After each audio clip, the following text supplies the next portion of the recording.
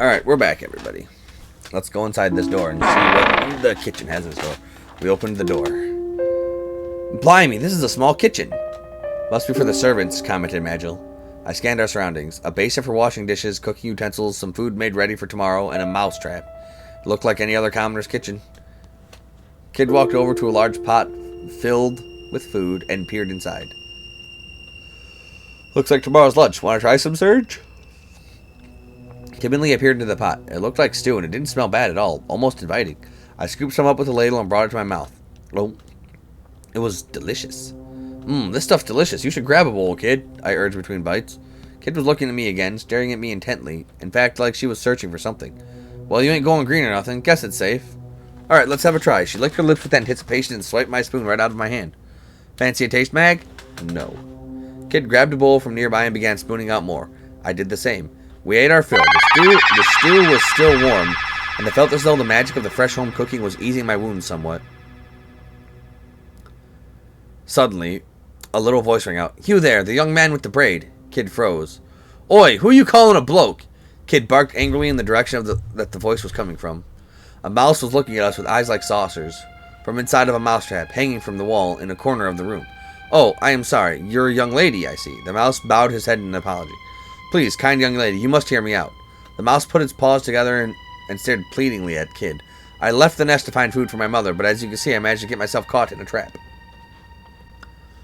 If you leave me here, I will surely be eaten by goblins. Kid eyed the little creature suspiciously. Eaten by goblins? Wait, that's stew! Putting two and two together, Kid ran for the sink. I beg of you, please free me from this trap. My mother is sick and she'll be terribly worried about what has become of me. The mouse was clearly begging for its life, but there was an odd little glint in his eye. Meanwhile, Kid was at the sink. Look, I'm never going to get that taste out of my mouth. I'll be buggered if I'm hanging around here any longer. Kid had returned from the sink only to stamp off toward the door. She was looking very green around the gills. Kindly young lady, I don't suppose you could free me first? You got yourself into this mess. You can sort it out yourself. Kid all but spat on the ground as she left the room. The mouse's eyes welled up as it looked at me. Young man, please, you're my only hope. God, fine. Unable to bear it staring at me anymore with those pleading eyes, I lifted down the cage and opened the door. Oh, it has a red eye. I just noticed that. The mouse bounded happily from inside. The mouse gave a wicked chuckle. You poor naive fool. Suddenly its body began to balloon massively in size. Oi, Serge, what are you doing in...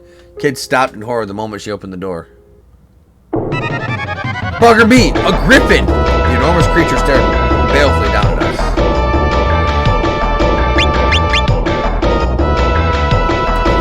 Idiot humans. My mother's not sick, but yours will be when she sees what I've done to you. Good going, Serge. You're a bloody liability, you are.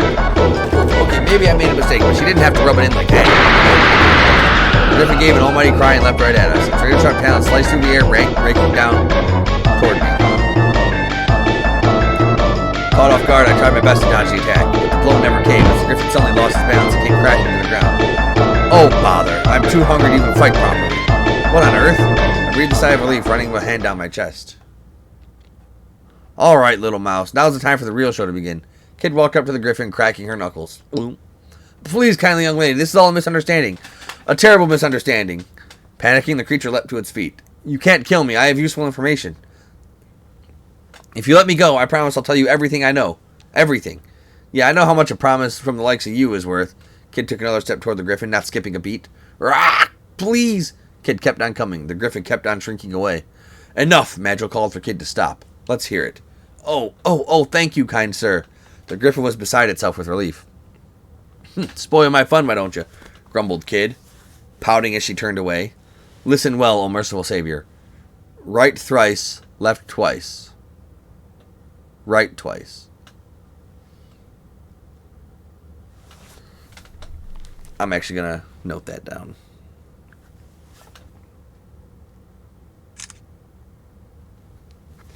Right, left, right.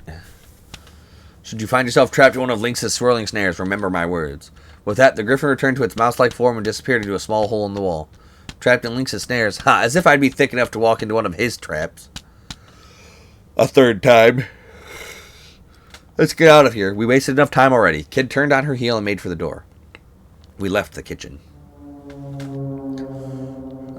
we follow for a while, we come to an intersection.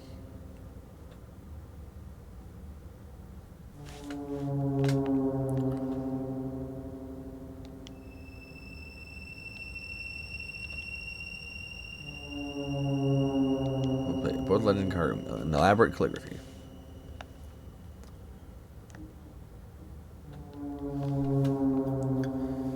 Okay.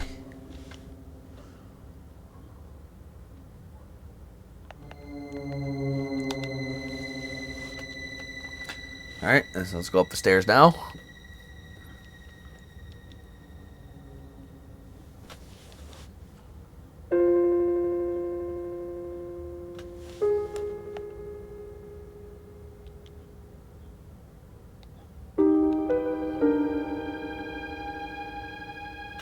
Right, the key we got from that creepy old goblin should do the trick. Kid slipped the key into the lock. The heavy door groaned slightly as it swung open.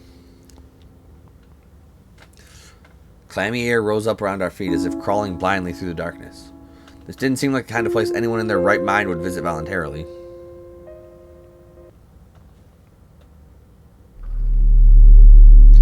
We pushed the heavy iron door the rest of the way open and stepped into the darkness. There was a row of cells, all locked behind iron bars. 1, 2.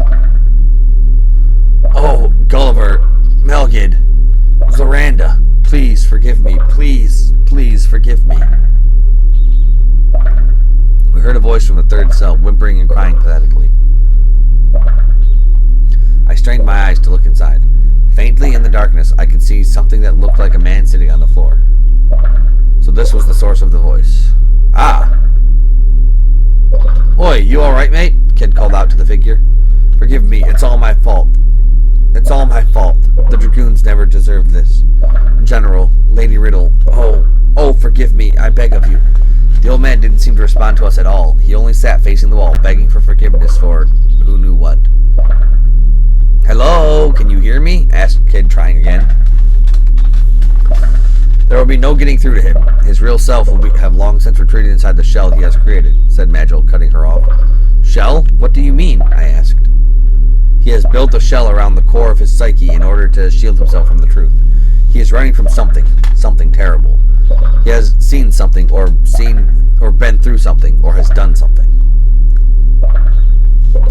And so he has created his own little world on the inside as a final refuge, the outside world lost to him forevermore.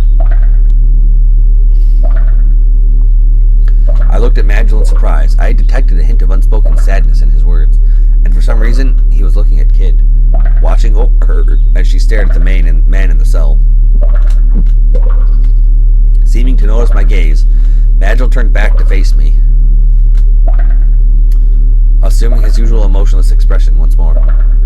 We live in a world of sorrow and foolishness. It's only inevitable that some would try to escape it.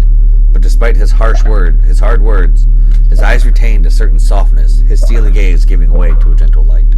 Do you understand? A little more specifics would be nice. I'm not quite sure I understand what you mean. Could you explain a little more? I asked him. Of course, you have seen the rapt state Kid enters before stealing something, I take it. Oh, I'd seen it all right. An image of Kid's hands clutched in front of her heart, twirling stars for pupils, floated immediately into mine. The item in question may not be hers yet, but in her mind she has already taken possession of it, become possessed by it, even. In other words, she has become transported to a place completely outside herself. The man you see before you has been transported to a similar place, albeit a much darker one. It made total sense to me now. I still find it amazing how an example from so close to home can explain things so clearly. Mag, you're treading on some very thin ice here. Was he? I mean, he had a point. My musings were cut short by her fist crashing into the side of my head. Don't even think about agreeing with him, Serge. I could get on her bad side without even opening my mouth. It was almost impressive. We're not gonna get much out of him. He's miles away. Let's just leave him be and try someplace else. Kid made for the door of the dungeon. Wait, called Magil. We must find some way to get this man to speak. What for? He's speaking already, just none of it makes sense. What are you after? Some things he said piqued my curiosity. He mentioned the dragoons, and Riddle, too. So, you said the dragoons are ancient history, snapped Kid. Besides, how can we trust anything he says? He's clearly gone off his rocker. She had a point. The old man had long since cut his ties with the real world. What did Magil expect him to say? Without missing a beat, Magil replied, "We simply have to bring him back to reality." "And how are we going to do that? You want me to do a little dance for him or something? See if that gets his motor going?" I knew if I said anything, I'd get nothing but the earful of a lifetime return, so I clamped my hands over my mouth to save myself. "What are you playing at, Serge?" Kid seemed unimpressed. "Phew, that was a close one." "I don't think that would work," said Magil dryly. "Wake up." Kid's fist flew straight toward his face. But Magil shifted his weight effortlessly, avoiding the attack, and continued. "We must break through the shell he has created and drag him back to the real world. And in order to do that, we will need some kind of key. Something that will reach him even through the barrier he has erected." "Yeah, and where are we going to find this key?" asked Kid suspiciously. "I don't know," came Magil's simple reply. "But there is someone in this manor who can tell us." "You don't mean... You're not talking about Riddle, are you?" "I am," Magil replied with a nod. "Alright, fine. Don't know what you expect her to tell us, though." Kid turned on her heel and made for the door. We left the gibbering old man in the dungeon alone with his sorrow. I followed Kid and Magil back into the corridor. Leading the group as usual, Kid suddenly stopped. "What's that?" She jabbed her finger at something in the darkness. Straining my eyes, I could see a pale white bundle of something shaking in the shadows. "Huh? That's strange." I moved in front of Kid to try and get a better look. Then suddenly the strange presence started crawling across the floor towards us at an unbelievable speed. I didn't have time to brace myself. The white figure reached my foot, then reared up to its full height. It was a skeleton. The skeleton and I stood face to face, its empty eye sockets staring straight at me, or seeming to at least. What was I going to do? The skeleton stooped over and leered at me. I was stunned by the strangest of the gaze coming from the two black pits of its skull. And then, it leapt at me before I could react. "Ah!" I let out a scream. Its ribs loomed up in front of me. I shoved hard with both hands, desperately trying to loosen the firm hold it had taken on my head with both arms. It sent it crashing to the ground. It scattered to the floor on a pile of jumbled bones. Then I noticed its head was nowhere to be seen. "Serge, your hood!" I reached up with a start to find the skull, clamped onto my hood with its teeth. Gah! Panic tried to pull it off my hood, but my hands refused to cooperate. I could only flap my hands at the skull uselessly. That was when I heard Magil snap at me. "Stand still!" Crack! My head exploded with stars as Magil's foot slammed onto the back of my head. I gasped for a moment. I thought I was going to pass out. The skull, meanwhile, shattered to pieces like an eggshell. Bits of broken bone scattered down from the top of my head. The rest of the skeleton froze mid-charge and fell apart, woefully motionless on the floor. "Nice one, Mag." "Yeah, thanks. You didn't have to kick me in the head, though." "We're finished here. Let's get moving." Ow. Phew, I taken a few knocks. I was alright. Alright, maybe... The dark corridor, we came to a branch in the path. The path to the right would take us back to the atrium with the fountain.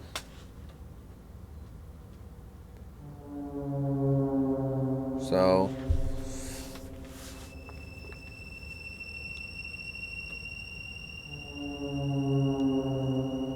I think we have to go to Riddle's room now. We arrived back in the atrium. An exit leading to Lynx's and Riddle room gaped ominously from across the cavernous space. Silence in the corridor, something cold landed on me from above. I put my hand up to my hair and felt the quease-inducing sliminess. Ugh, slugs! I lifted my head toward where it had come from, and a mass of disgusting creatures hit me full in the face.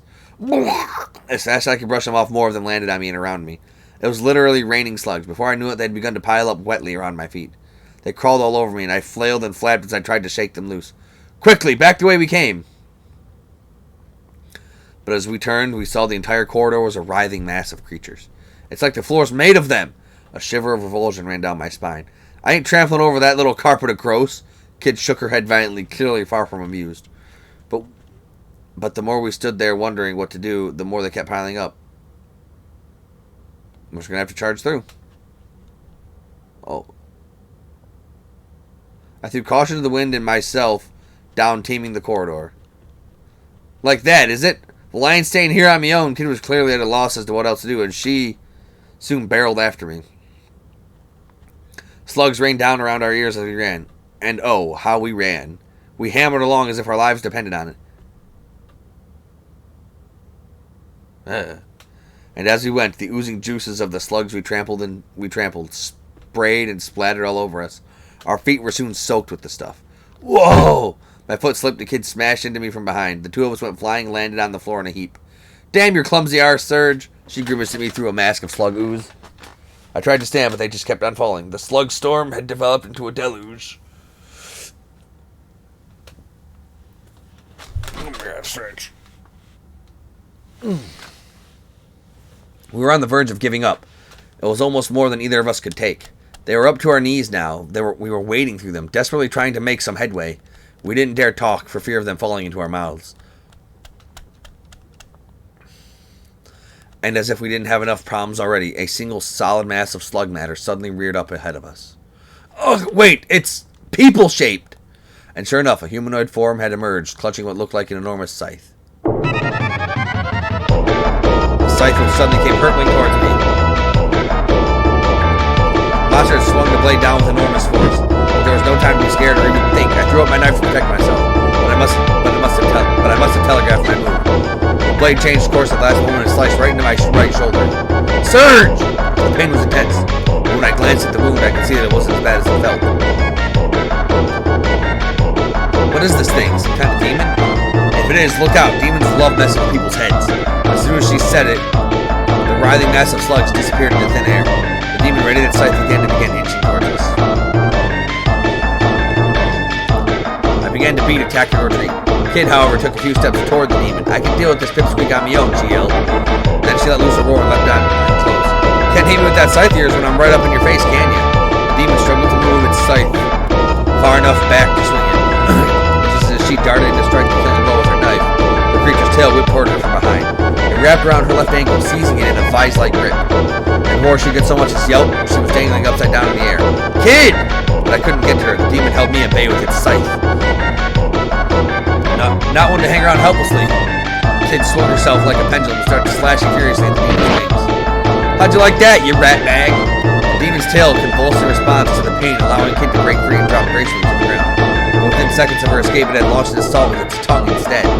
The slick appendage gave off a gruesome glint as it darted out and wrapped around her neck. Gross! She cried with grasping and hacking loudly. Even as it choked her, she gamely continued to try and insult him. And then it turned to me and hurled another powerful curse. I heard rustling and scratching sounds further down the corridor. Something was racing toward me. The stench of vermin hit me like a wall. It was a stampede of black rats, brown rats, mice, hamsters, guinea pigs, even squirrels. What the? A plague of rodents? I stopped dead, trying to make sense of what I was seeing. The swarm of creatures stopped and stared at me for a moment with their beady black eyes. Then they bared their yellow teeth and fell upon me, nibbling away at my boots with a cacophonous chittering. Stop! I desperately shook my feet to try and keep them away, only for them to scurry up my legs and all over my body. A squirrel stopped on my shoulder where it proceeded to pull out my hair and stuff it into its cheeks. Ow, that hurts! The rats and mice were gnawing at my clothes. Meanwhile, the hamsters sat at my feet, stuffing the scraps of clothes that fell to the ground into their mouths. The gnawing continued. It wouldn't be long before they started chewing on me. I started grabbing them and trying to throw them clear one by one, but I just couldn't keep up. Damn it, leave me alone! Just then I was distracted from my own troubles by a rasping whisper. Can't breathe. Kid was struggling weakly as the demon's tongue tightened around her throat. I had to forget about the rodents and help her. I staggered toward her, mice and rats and squirrels dangling off me. My knife held high. I leapt toward the demon, severing its tongue and freeing Kid. The creature stared at me wide-eyed with disbelief as it died choking on the bloody remains of its tongue. The rodents disappeared, my tattered clothes and gnawed on boots returned to normal as if nothing had happened. I pulled out a handkerchief and wiped saliva from Kid's neck. She shook with horror and disgust. I can still feel it. Aside from the potential for the odd nightmare in the future, it seemed like Kid had escaped pretty much unscathed as well.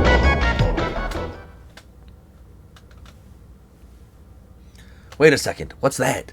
There was a leather bag on the ground, containing a sparkling gem. Now we're talking. Kid's face lit up with joy.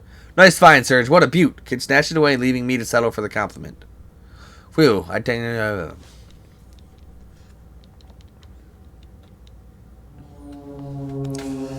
Leaving the atrium behind us, we immediately found ourselves at a fork in the path. Kid down directly ahead of where we stood.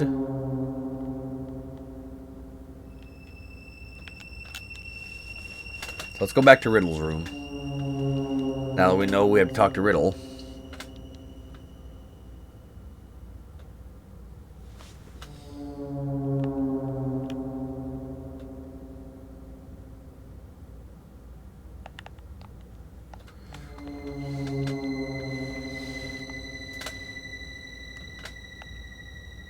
Yeah, we have to go past the... We have to not go to the atrium.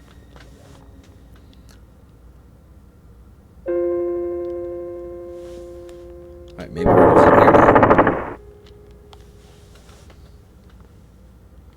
There's a tiny walking room here. Here is blah, blah,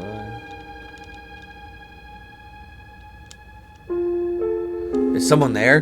Came the voice of a young woman. We shrank into the shadows. The woman appeared from deeper within the room. She was lightly made up and had gentle, unthreatening air about her.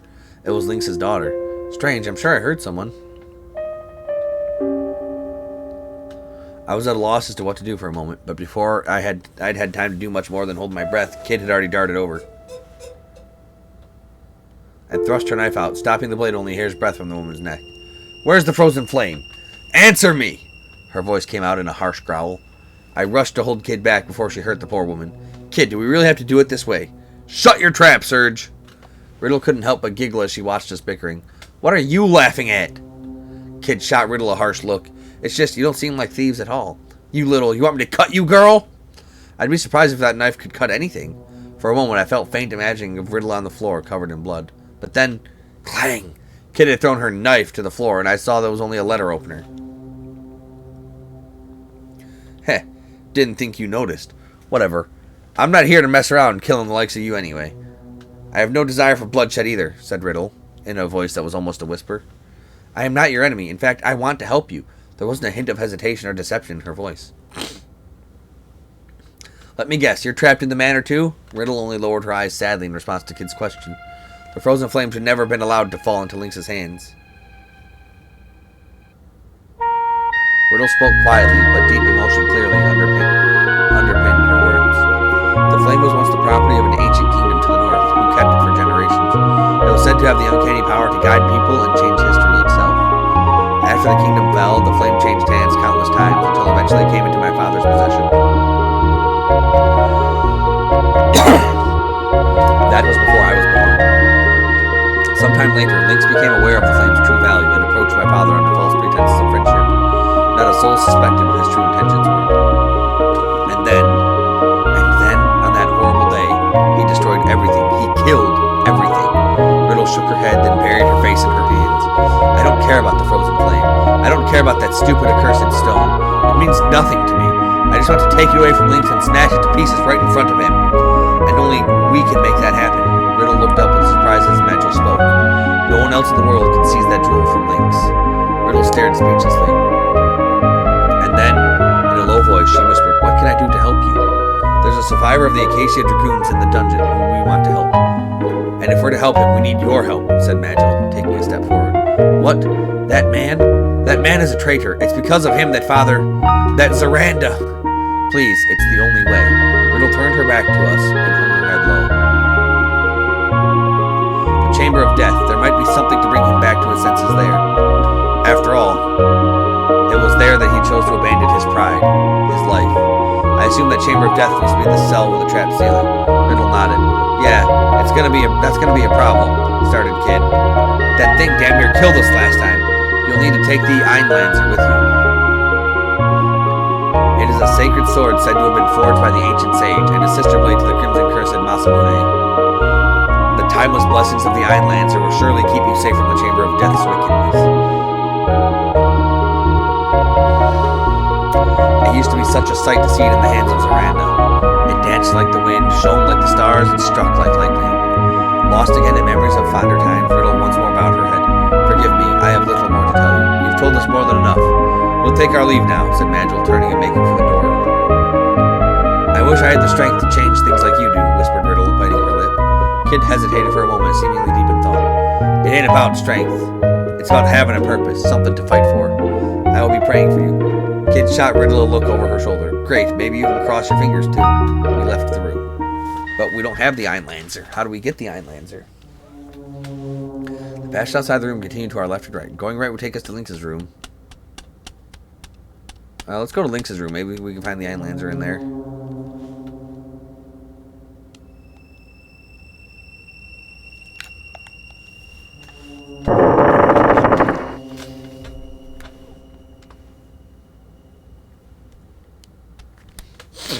So this is where you've been hiding, Lynx, yelled Kid as she barged into the room.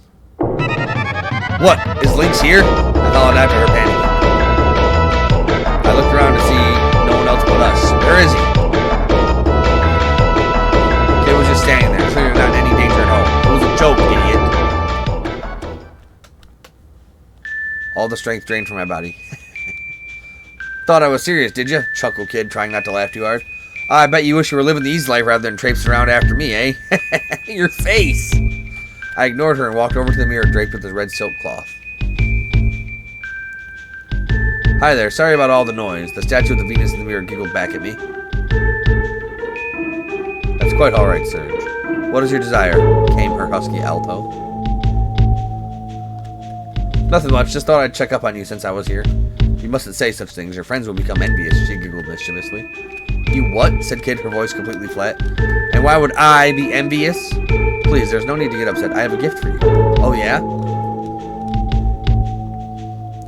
Yes, well, one might call it that. You see, I thought you might be interested to see what it is like inside the mirror. Wait, so you're inviting us to the realm of mirrors?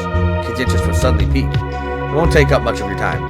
Come, Kid, step inside. The surface of the mirror rippled like water. Kid reached her hand toward the glass, then hesitated. She deliberated for a moment before finally pulling it back. You go first, Serge. You're her favorite. Are you sure? Kid nodded and filled with excitement, I pressed my hands to the mirror. The surface was like cool water on my fingertips. No, Serge, you mustn't.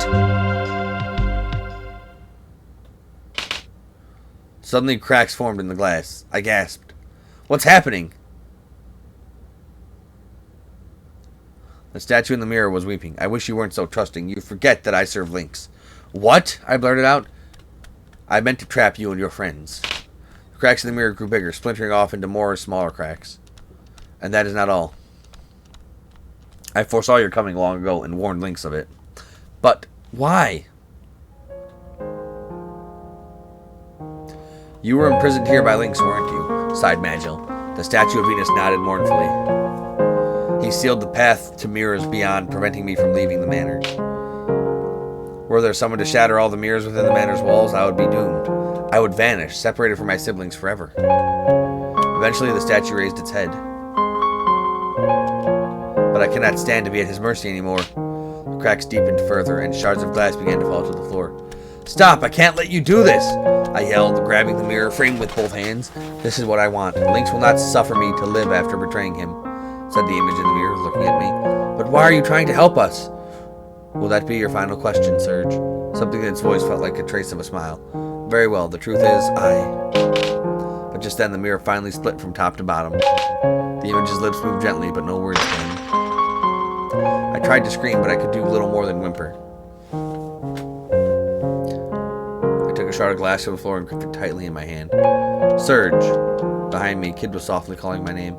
I gave a slight nod and slowly turned around. Let's go. As we left the room, I turned back one last time, my eyes coming to rest on the remains of the mirror. I'd never be able to hear her voice again. I turned again and left the room. The corridor stretched out beyond the door. We retraced our steps. More skeletons.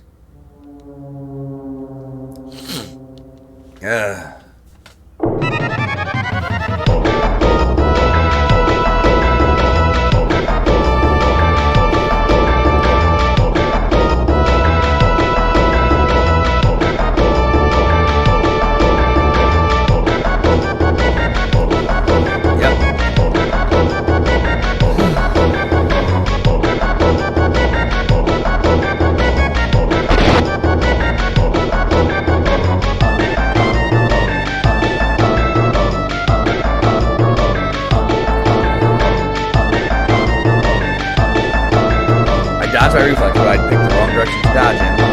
Clang! The hilt of the sword bashed me in the side of my head like a hammer. I doubled over with pain. this. That is all I get.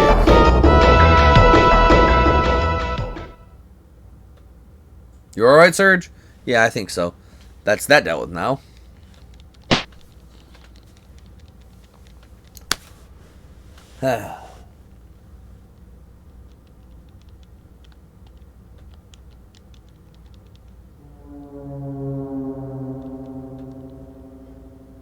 Like, she couldn't tell me where to find the Einlands, but we're gonna look for that next time. Until then, everybody.